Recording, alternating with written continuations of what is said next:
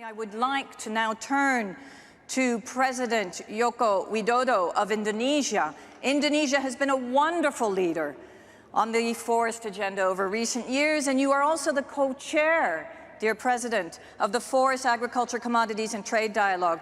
So please, I hope you will also indicate to us how this is going forward. Welcome. Yang Mulia Boris Johnson, Yang Mulia Ivan Marquez, Bapak Ibu yang saya hormati. Pada KTT kemarin, saya menyampaikan bahwa sektor kehutanan dan lahan di Indonesia akan mencapai net carbon sink pada tahun 2030. Ini adalah komitmen Indonesia untuk menjadi bagian dari solusi. Dan capaian nyata Indonesia di sektor kehutanan tidak terbantahkan. Pada tahun 2020, tingkat kebakaran hutan di Indonesia diminimalisir hingga 82%.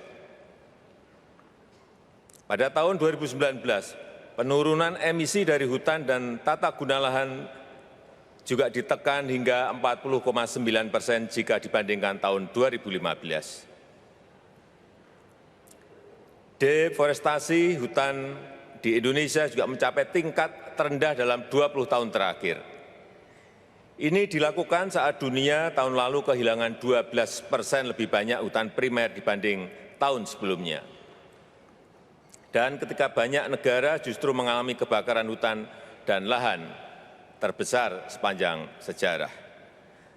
Keberhasilan ini dicapai karena Indonesia menempatkan aksi iklim dalam konteks pembangunan yang berkelanjutan. Dan kebijakan pengelolaan hutan berkelanjutan harus memadukan pertimbangan lingkungan dengan ekonomi dan sosial. Kemitraan dengan masyarakat juga diutamakan. Program perhutanan sosial dibuat agar konservasi hutan disertai terciptanya penghidupan bagi masyarakat sekitar. Hal ini penting karena 34% dari seluruh desa di Indonesia berada di perbatasan atau di dalam hutan kawasan. Jutaan masyarakat Indonesia menggantungkan hidupnya dari sektor kehutanan. Menafikan hal ini bukan saja tidak realistis, namun juga tidak akan sustainable. Bapak Ibu sekalian, perkenankan saya berbagi perspektif menjadikan hutan bagian dari aksi iklim global.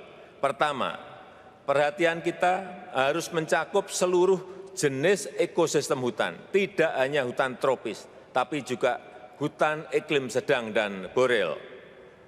Kebakaran hutan misalnya berdampak pada emisi gas rumah kaca dan keanekaragaman hayati apapun jenis ekosistemnya. Terkait pengelolaan hutan, Indonesia juga telah mengubah paradigma dari manajemen produk hutan menjadi manajemen landscape hutan, sehingga pengelolaan area hutan menjadi lebih menyeluruh. Selain itu, Indonesia juga melakukan restorasi ekosistem mangrove, hutan mangrove yang berperan dalam menyerap dan menyimpan karbon. Indonesia memiliki lebih dari 20% total area mangrove dunia, 3,3 juta hektar hutan mangrove di Indonesia, terbesar di dunia. Kedua, mekanisme insentif harus diberikan bagi pengelolaan hutan secara berkelanjutan. Sertifikasi dan standar produksi harus disertai market incentives, sehingga berfungsi mendorong pengelolaan hutan yang berkelanjutan bukan menjadi hambatan perdagangan. Sertifikasi, metodologi, dan standar harus didasarkan pada parameter yang diakui secara multilateral, tidak dipaksakan secara unilateral dan berubah-ubah. Sertifikasi harus berkeadilan sehingga berdampak pada kesejahteraan utamanya para petani kecil. Sertifikasi juga harus mempertimbangkan semua aspek SDGs sehingga pengelolaan hutan sejalan dengan pengentasan kemiskinan dan pemberdayaan masyarakat. Ketiga, mobilisasi dukungan pendanaan dan teknologi bagi negara berkembang.